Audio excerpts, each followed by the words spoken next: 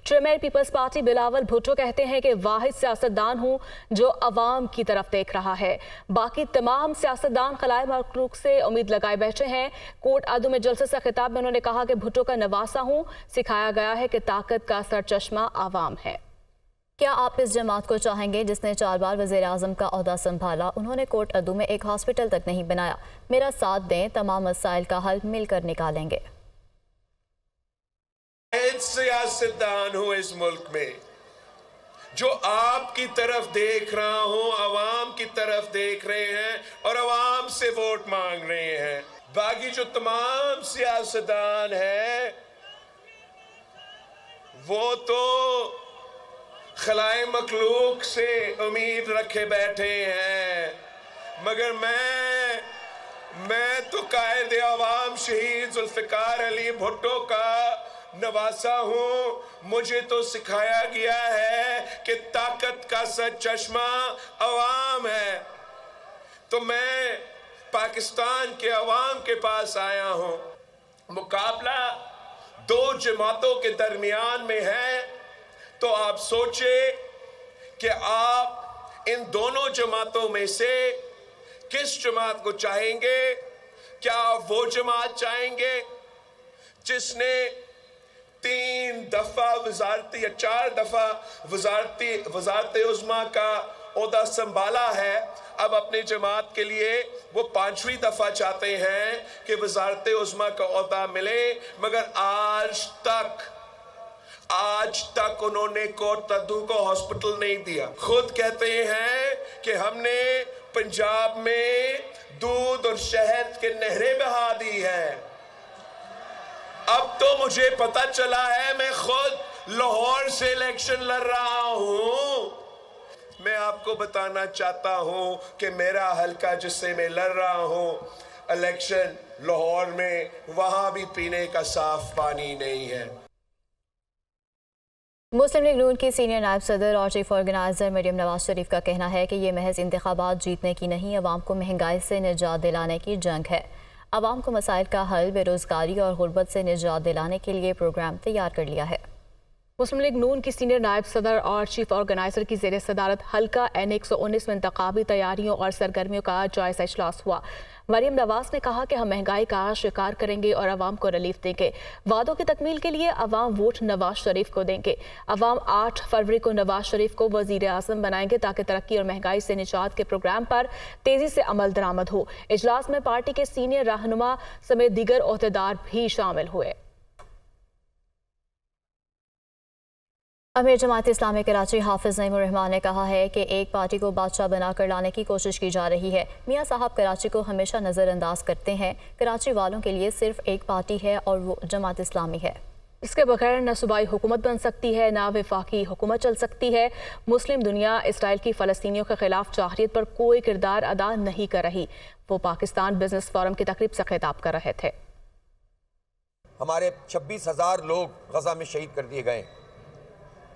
Israel मुसलसल बमबारी कर रहा है और अफसोसनाक बात यह है कि मुस्लिम दुनिया अपना रोल नहीं प्ले कर रही जिस तरह उसको करना चाहिए। जिस पार्टी को बादशाह सलामत बनाकर लाने की कोशिश की जा रही है, तो पार्टी तो ज़ाहिर है वो ख़ानदान की है मुस्लिम लीग नून, तो उनके जो समधी साहब हैं मियाँ साहब के, वो सबसे बड़ी रुकावट बनते हैं इंडस्ट्री की ग्रोथ में। वो सबसे बड़ा सुर्ख फीता बनते हैं।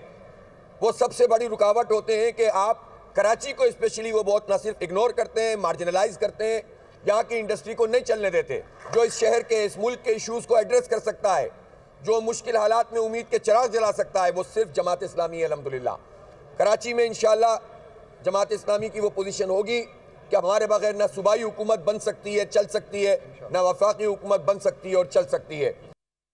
इस्लामाबाद में सहाफ़ियों की तरबियती वर्कशॉप से खिताब करते हुए चीफ जस्टिस काजी फाजिसा ने कहा है कि हमने खुद को आपके सामने एहतसाब के लिए पेश कर दिया है। मालूमात तक रसाई हर शहरी का हक है, तभी एहतसाब का अमल शुरू होगा। जस्टिस अतर मनोल्लाह ने कहा, अगर सच बोला चाहता तो ना पाकिस्तान दौलत होता, ना लीडर सूली चढ़ता। इजहार राय होगा तभी हम अजीम कौम बन सकते हैं। ये रिपोर्ट देखिए।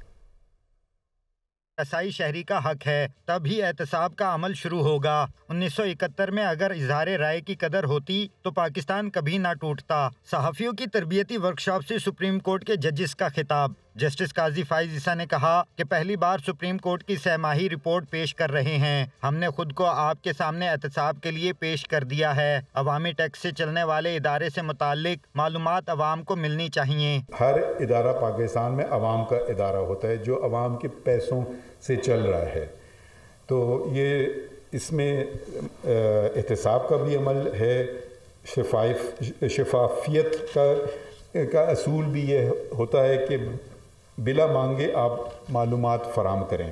जस्टिस अतहर मिनल्ला ने कहा, अगर कोई जज सोशल मीडिया का असर लेता है तो वो अपने हलफ की खिलाफ वर्जी करता है। एक जज जो इंडिपेंडेंट हो, उस पर जितनी भी तनकीद हो जाए, अगर वो किसी किस्म का असर लेता है तो वो अपने ओथ की वायलेशन करता है। इजहार राय जो है, अगर इजहार राय होता और उसकी कदर होती, मैं यकीन से कह सकता हूँ कि हमें 1971 में पाकिस्तान टूटते ना देखते। सेमिनार में सहाफ़ियों समेत वकला की बड़ी तादाद ने शिरकत की। तकरीब के इख्तिताम पर सहाफ़ियों और शुरका में एजाज़ी शील्ड्स भी तकसीम की गईं। साबिक़ कप्तान कौमी क्रिकेट टीम शुएब मलिक ने अदाकारा और मॉडल सना जावेद से शादी कर ली। खबर सोशल मीडिया के जरिए मद्दाहों को दी। कराची से इबादुल्ला खान की ये रिपोर्ट।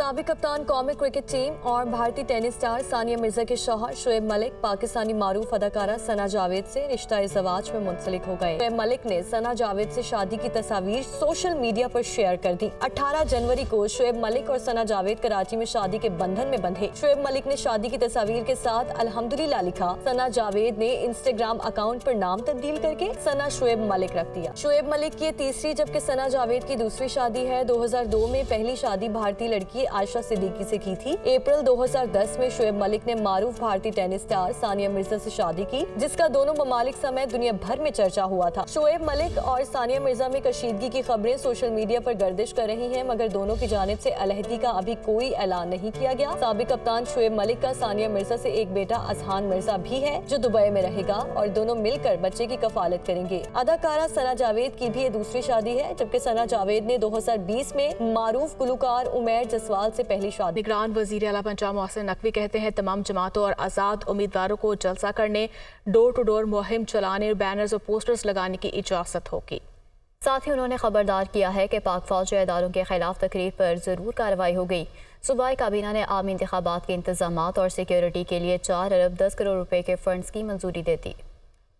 निगरान वज़ीर आला मोहसिन नकवी की ज़ेर सदारत सूबाई काबीना का 36वां इजलास हुआ। आम इंतखाबात के लिए फुल प्रूफ इंतजामात और सिक्योरिटी के लिए 4 अरब 10 करोड़ रुपए के फंड्स की मंजूरी दी गई। मोहसिन नकवी का कहना है कि इलेक्शन कमीशन के ज़ाब्ता अखलाक की रोशनी में तमाम जमातों के और आज़ाद उम्मीदवारों को जलसा करने, डोर टू डोर मुहिम चलाने और बैनर्स पोस्टर लगाने की इजाज़त होगी। पाक फौज या इदारों के खिलाफ तकरीर पर जरूर कार्रवाई होगी। इजलास में मनामा में पंजाब कैंसर केयर अस्पताल के क़याम के लिए 8 अरब रुपए के फंड्स की मंजूरी। सेहत सहूलत प्रोग्राम के तहत मरीजों के इलाज मुआलजे के लिए नए इक़दाम किए जाएंगे। बड़े अस्पतालों में लैब टेस्ट की फीस बढ़ाने की तजवीज़ पर अमल दरामद रोक दिया गया। सूबाई काबीना ने अकबर चौक फ्लाईओवर प्रोजेक्ट के इजाफी कामों को जल्द मुकम्मल करने के लिए इजाफी फंड्स भी मंजूर कर लिए। लाहौर की मुख्तलिफ शाहराहों पर ट्रैफिक को बेहतर बनाने के लिए 70 करोड़ रुपए की लागत से जॉगिंग पॉइंट्स की रिमॉडलिंग का फैसला। इजलास में काबीना स्टैंडिंग कमेटी बराए फाइनेंस एंड डेवलपमेंट के 16वें इजलास के फैसलों की तौसीक भी की गई।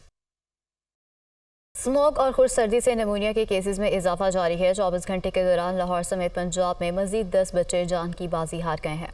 लाहौर में गुज़श्ता रोज 118 जबकि पंजाब में निमोनिया के 668 केसेस रिपोर्ट हुए। खुश्क सर्दी से नमोनिया के केसेस में इजाफा जारी है। लाहौर समेत पंजाब भर में 24 घंटों के दौरान 10 बच्चे जान की बाजी हार गए। नमोनिया से जांबक बच्चों की मजमूई तादाद 172 तक पहुँच गई। गुज़श्ता 24 घंटों में लाहौर समेत पंजाब में नमोनिया के मजीद 668 केस रिपोर्ट हुए। लाहौर में मजमूई केसेस की तादाद 1115 जबकि पंजाब में 7743 से ज्यादा केसेस रिपोर्ट हुए। लाहौर के अस्पतालों में नमोनिया, चेस्ट और वायरल इन्फेक्शन के सैकड़ों बच्चे जेरे इलाज हैं। चिल्ड्रन अस्पताल में 40 से ज्यादा बच्चे दाखिल हैं। जिना अस्पताल, सर्विसेज जनरल और गंगाराम अस्पताल में भी बच्चे जेरे इलाज हैं। मार्केट में नमोनिया की वैक्सीन और अद्वियात की अदम दस्तयाबी से मरीजों को शदीद मुश्किलात का सामना है। सर्दी की शिद्दत के पेश नज़र पंजाब के स्कूल्स में आरसी औकात मजीद एक हफ्ता बढ़ा दिए गए। 9:30 बजे स्कूल लगने का टाइम 31 जनवरी तक कर दिया गया है। सर्दी की शिद्दत में इजाफे के बायस महकमा स्कूल एजुकेशन पंजाब ने 23 जनवरी तक स्कूल लगने का वक्त 9:30 बजे का किया था। मौसम की शिद्दत को देखते हुए स्कूल लगने के औकात तब्दील न करने का फैसला किया गया है। 9:30 बजे की टाइमिंग अब 31 जनवरी तक कर दी गई है, जिसके बाद पुराने औकात कार बहाल करने का फैसला किया जाएगा।